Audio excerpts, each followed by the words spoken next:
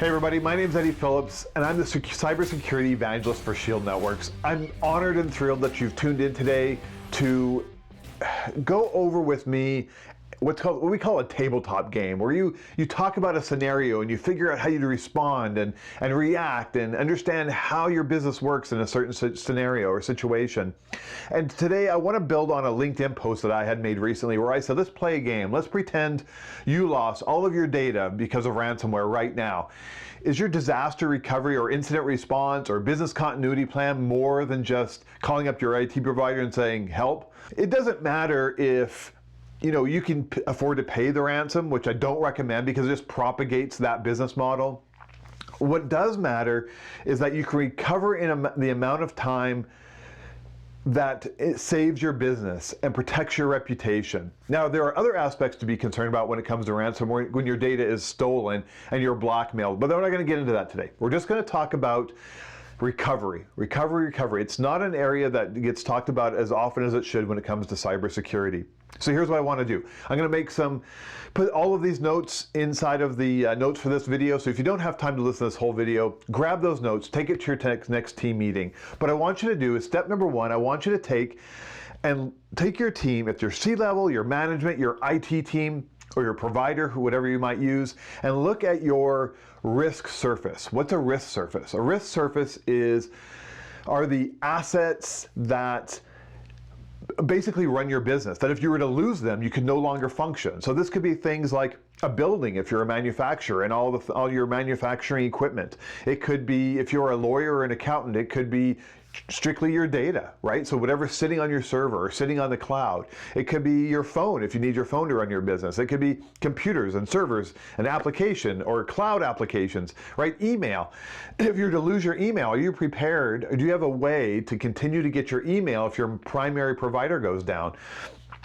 So that's your first thing. That's the first step in this, is create a list of all the areas and all the items and things and stuff that help you run your business. Awesome. Okay, your next step is to look at all of those items and understand how long you can go without each of those items before it begins to impact you, your business, your bottom line, your clients, your staff, et cetera, et cetera. Can you go 8 hours without your email? Can you go 10 hours without your accounting software? Maybe you can go 2 days without a particular computer that runs a CNC machine or runs a saw or runs any sort of business application that you need. Okay.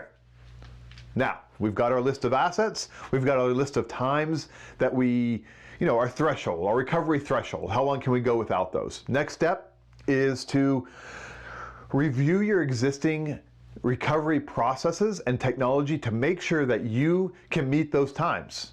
It should be a fairly simple exercise. Talk to your IT provider or whoever is providing that sort of recovery service and make sure they match up, because there could be a disconnect between what you believe can be done and what can actually be done. Now, if you sit down with your IT provider and it looks like that those timelines match up, fantastic. You're almost done. My next step would be to say, test it. Make sure it actually works. Do this at least once a year, more often if you feel it's required. Okay, if those timelines don't match up, let's say you can't recover that piece of software. So if those timelines don't match up, where the recovery times don't equal your threshold, you need to revisit those processes and the technology in place. There's technology now that you can recover in as little as 2 hours without breaking the bank.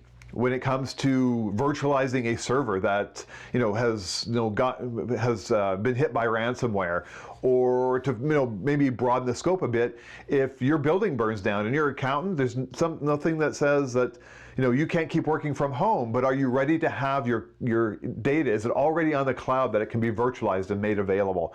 Those are the types of conversations you want to be having. And lastly, again, just like I mentioned before, test it. Prove that you can recover in those amount of times.